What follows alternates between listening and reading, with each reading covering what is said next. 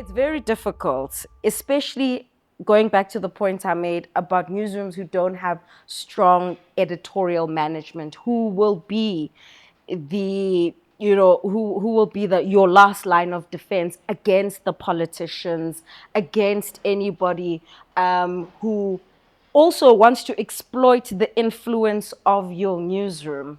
And I found that happening with us at my current place of employment, because there are more and more people who are engaging with our platform.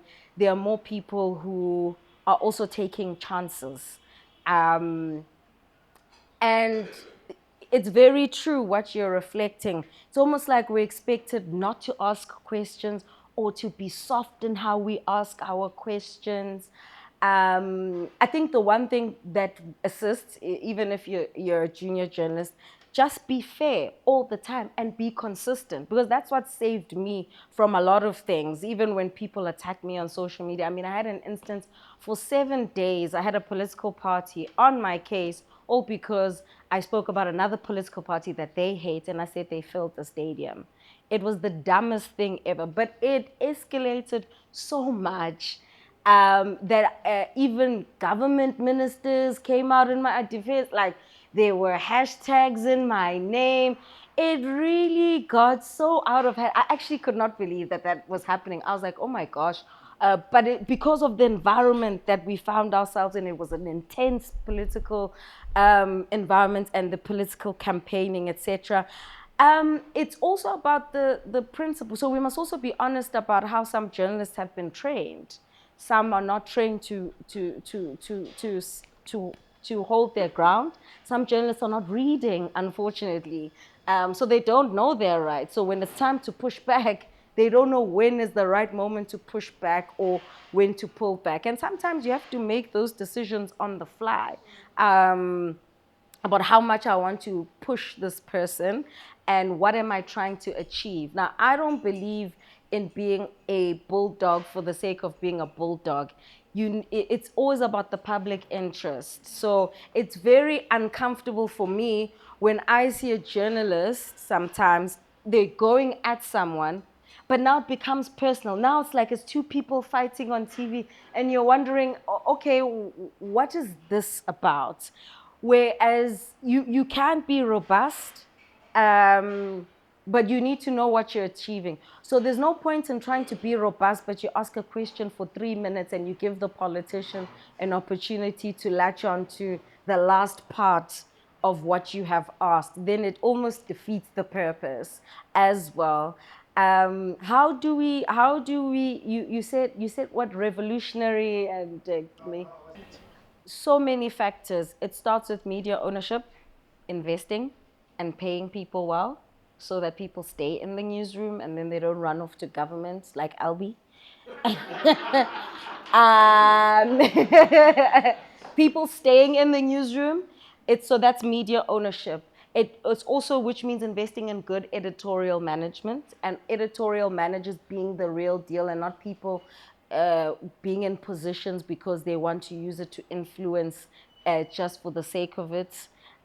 Which happens a lot, where people actually don't know what they're doing as editors, but because and it's an old conversation, I'm sure. There aren't many layers of progression in journalism. It's like academia. So after you're a reporter, what else can you become? An editor, but not everyone's meant to be an editor. Not everyone's supposed to manage people. I don't want to manage people, for an example. I think people suck, hey? Like, they don't want to grow up. They act like children. Like, you're a grown man at home, but at work, you don't know how to make decisions. I don't want to manage people. But now, what does it mean for my career progression? I also don't want to run around for 20 years, right? So just like in academia, there are very few avenues of progression, and that's how sometimes you have people who are editors who really shouldn't be managing people, because it's a completely different skill set altogether. So that's also another problem. How do we fix it? I spoke about media ownership, investment in training, training journalists and retraining journalists. I spoke about agility. You can't just have one skill set. Antoinette touched on it, I don't like Twitter anymore, X, but I have to engage with it, and because there's an audience there. I need to understand how AI is going to affect my industry. I've already felt the impact personally, and how people can manipulate things and create different news altogether. And that's not even mis or disinformation. It's a completely different thing altogether. So retraining. And then going back to the basics, I think on both sides, from government communicators and journalists, I get very frustrated with a government communicator who believes their communication strategy is being a gatekeeper, which is happening a lot, Brawili, and you know this. It's not a communication strategy to just block off the political principle from the world, because what happens is you have a crazy person like me who's like, I'm gonna shove the mic in their face either way. And that robustness is determining the public interest. If I feel that Brawili is gatekeeping for the sake of it, but this is a burning issue and this person is responsible for this portfolio, I'll hold them accountable. A perfect example of that happened, 2, 3 years ago, when Mbalula was still transport minister.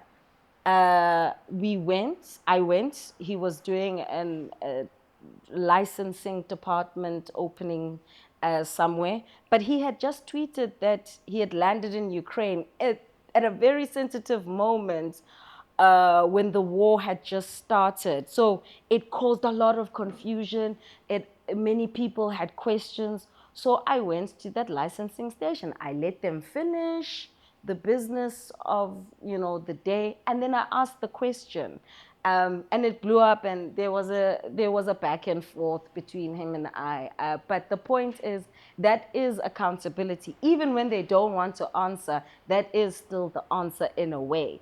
So it's also just safeguarding the industry, and I think so many people got tired, they left because of the pay, or for whatever reasons, lack of career progression, that there is a reset, but I think the entire country needs a reset. So even in the state capture era, the media industry was also not left unscathed.